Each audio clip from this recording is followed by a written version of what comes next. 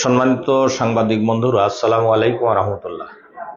আমাদের নির্বাচনী প্রচার অভিযান ছিল, প্রায় 1 থেকে 150 মোটরসাইকেল নিয়ে আমাদের প্রচার অভিযান চলছিল। আমার গাড়ি সেখানে ছিল। গাড়ি বহন নিয়ে আমরা যাচ্ছিলাম গড়গড়ি, চর গড়গড়ি এলাকা, আলহাজ মোড় বলে ওটা। আমরা চলে গিয়েছি, ফেরার পথে দেখি এই হাবিবের লোকজন। হাবিব তো মূলত আওয়ামী লীগ কর্তৃক আসা, আওয়ামী লীগের চরিত্র এখনো তার শেষ হয়নি। একই কায়দায় আমাদের উপরে অতর্কিত হামলা চালিয়েছে।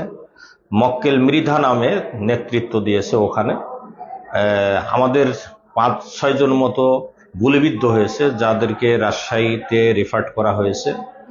আর অন্তত 50 জন মতো আহত হয়েছে, ইনজুরি হয়েছে, মাথা ফেটে গেছে, রক্তাক্ত হয়েছে। এই আমাকেও হত্যা করার জন্য আমার গুলি করা হয়েছে। আমার গাড়ি একেবারে সব ধ্বংস হয়ে গেছে, শেষ হয়ে গেছে।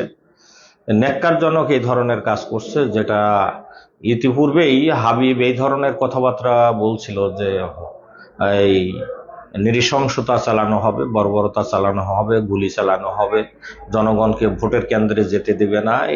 তারই বহিঃপ্রকাশ সে ঘটিয়েছে। সেই মূলত এখানে হুকুম দিয়ে তার কর্মী বাহিনীকে উস্কানি দিয়ে আমাদের উপরে এই বর্বরোচিত হামলা চালিয়েছে।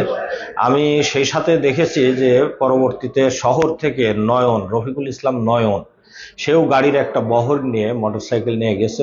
15টা থেকে 20টা আমাদের মোটরসাইকেল জ্বালিয়ে দিয়েছে, একটা বাড়ি পুড়িয়ে দিয়েছে। ইকবাল হোসেন নাম আমাদের এক দায়িত্বশীল।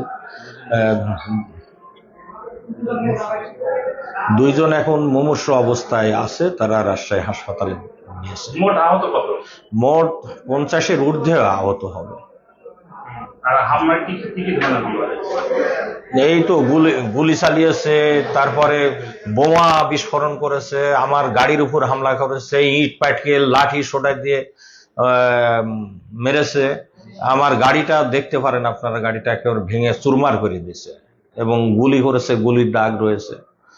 এবং আমিও আহত হয়েছি, আমাকেও আহত করা হয়েছে।